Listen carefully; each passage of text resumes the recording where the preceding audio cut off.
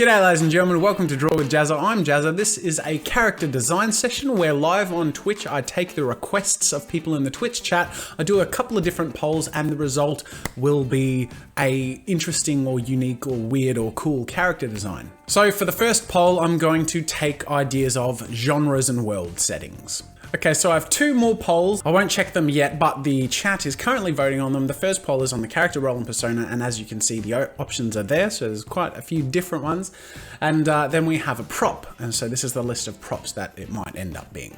So while they vote on that, we'll check back to our original poll, and the winner is medieval fantasy. So we know we're working in a medieval fantasy setting, and we have given the chat enough time to vote, so we're going to check the results, and the winner of the character role and persona is Blind Archer, and their prop is chains. Ooh, that's actually really cool. I'm going to start off with the head and the face and slowly integrate poses and bodies, and by the end of my brainstorming session where I'm drawing really loose and just sketching really roughly, I'm going to have a whole bunch of different things, but I'll know what I like and what I don't like, and I'll be able to pick and choose elements I want to further refine, combine into a final character, and then I'll be ready to move on. The first character design I do is a female with a blindfold with that sort of similar aesthetic to the Illidan Stormrage line of thought that I thought I was going to follow. But what's interesting is with each new character design, I tried a new aspect to illustrate the blind feature of the character. So for example,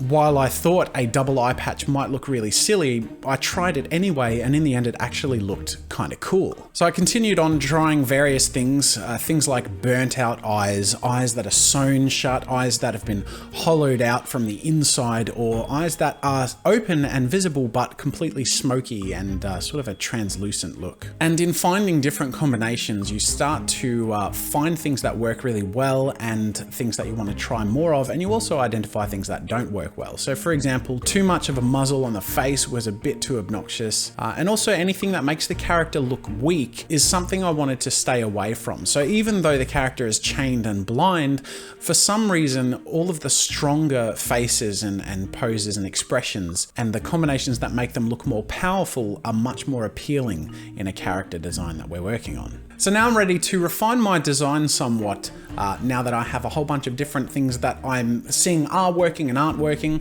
So far, my favorite ones that I'm going to move forward with are the blindfolded old man, so I'm going to try a little bit more here with that design. I really like this smoky-eyed woman. It has a bit of a mystical feel. I like the double eye patches. I'm curious to try this on a female instead of a male. And I also really like the eyes sewn shut with the character with the hood. What's interesting to me is it's all a bit trial and error. And as you can see, there are a few different characters on this sheet here that have the eyes sewn shut. So for example, we have this woman here and this man here, but they both look a bit weak. And I think that making them look stronger, even though we have some very serious vulnerabilities here, makes them seem much more mystical and kind of badass. So having the face a little more hidden and having the head tilted down so that the eyes, even though they're sewn shut, don't look so weak, makes the character look like they're acting a bit more intentionally, and it's something that they're dealing with proactively and being a bit more of a hero rather than a victim. You'll see that I initially liked the old man over here on the left, but I tried a similar old man sort of aesthetic with the blindfold, and I way preferred the blindfold. And I think it is a bit of that sort of cliche classic medieval blind old man with, you know, the blindfold, but I do think it works well for a reason. It's aesthetically appealing. But I really do like this burnt look as well. So I actually might mix that in here with the old man, and that might make him look a little bit more badass as well, like he's really been through some stuff. So I'm really excited now to move forward. I'm going to do 4 character designs using the things out of here that I liked. So this is the next stage of the design process, which is development, which is where I take the concepts I like and refine them. And I hope to have 4 solid, unique character designs. They're all going to look very different from each other, but all fit the prerequisites of being medieval fantasy, blind archer, and chained. So at the very beginning of this refinement process, when I'm exploring my several character design ideas, I start off by blocking out a very rough pose and proportions for each of these characters, just to make sure that A, they all fit on the same page, and B, that they all, you know, look like they're maintaining the same basic proportions and look like they would fit in the same universe together and not be stylistically too different. But also blocking out the poses is important too, because with each of these styles, their pose is going to convey something about their character. And then after that, we get into the details, and the older character obviously is very hunched over, and we get a bit more of a classic blind slave feel to him. He's chained to his bow. With our next character, rather than actually being a slave look, she's going to be blind, but she looks much more powerful, and rather than having chains around her, she has chain mail, so she looks like much more of a proactive combatant. Our hooded figure with the sewn shut eyes has this really cool style about his bow and arrow where he's chained to his arrow by the elbow, and a very, very, very long thin chain is wrapped around his arm, and the idea then is that he can use his arrow as a grapple and grab his enemies and pull them in. And he's got a bit more of a fantastical feel about him too, with a flowing cloak and some long flowing hair. And then finally, our last character with the mohawk and double eye patches and scars has a very punk feel, a little bit of metal armor on her and chains around her as well. So now that I've finished my 4 rough refinements of my 4 different character design concepts, I'm ready to pick one and do a final piece. Now, I'm going to be completely honest, I couldn't be happier with this. I honestly would be ecstatic to move forward with any single one of these character designs, which is really cool. Now, normally when you do a character design for, say, a comic book character or a client, you would have a specific direction. So I would know if it's male or female and what their age is, and probably would have a little bit more of a guide as to what I'm going for. But instead, I, in this situation, decided to try a few different things. And as you can see, the result is I have 4 very different, very individually unique characters that could definitely hold their own and have their own unique story, even though they tick all those boxes of being medieval fantasy, being blind archer, and of course having chains. So character number 1 is our old slave man chained to his bow. Character number 2 is a young, powerful, chainmail adorned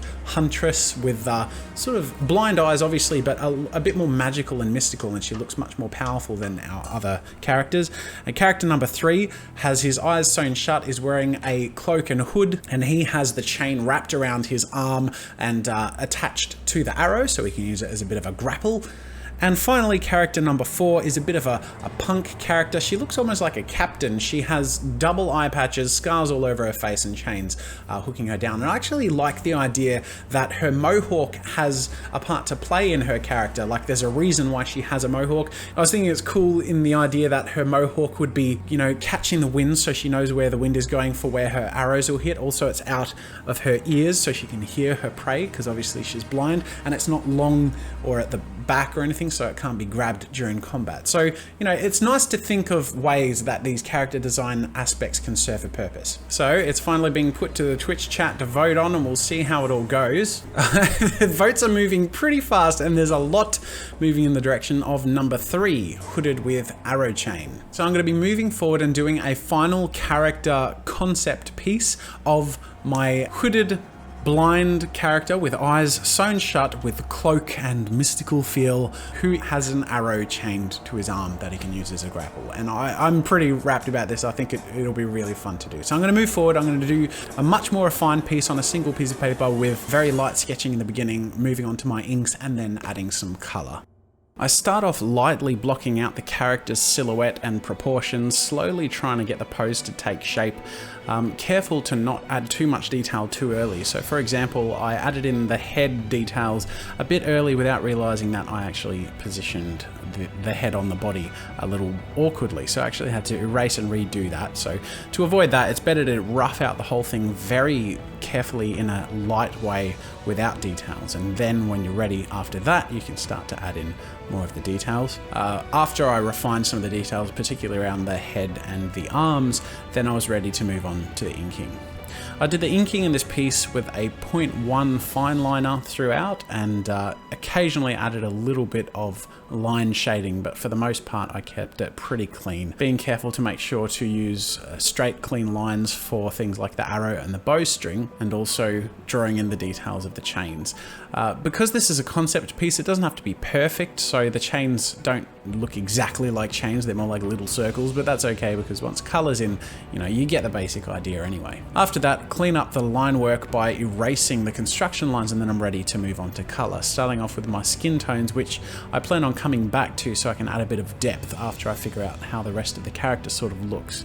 So I'm going for a bit of a desaturated look overall with some darker tones, some blacks and desaturated browns for the clothing. And then after the overall cloth of the character is sort of roughed in with colors, and I've done some blending and shading and added a bit of depth, I can move on to other areas of the character and I try and bring it to life with a little more saturation. So particularly around the leather straps, which have a bit of a rich brown, and the cloth around the hands of the character I bring out with a bit more of a burgundy and a nice rich warm look. The result is that our focus is sort of pulled in towards the arms and the piece is brought to life a little bit with a bit more color. After doing that, I can go through, add a bit more of the details, color in the hair, add some darker tone to the skin to make it look a little bit more deep, and so his head looks like it's covered by the hood. And then with the finishing touches like the bow and the chains and the arrow and so on, we're basically ready to wrap up.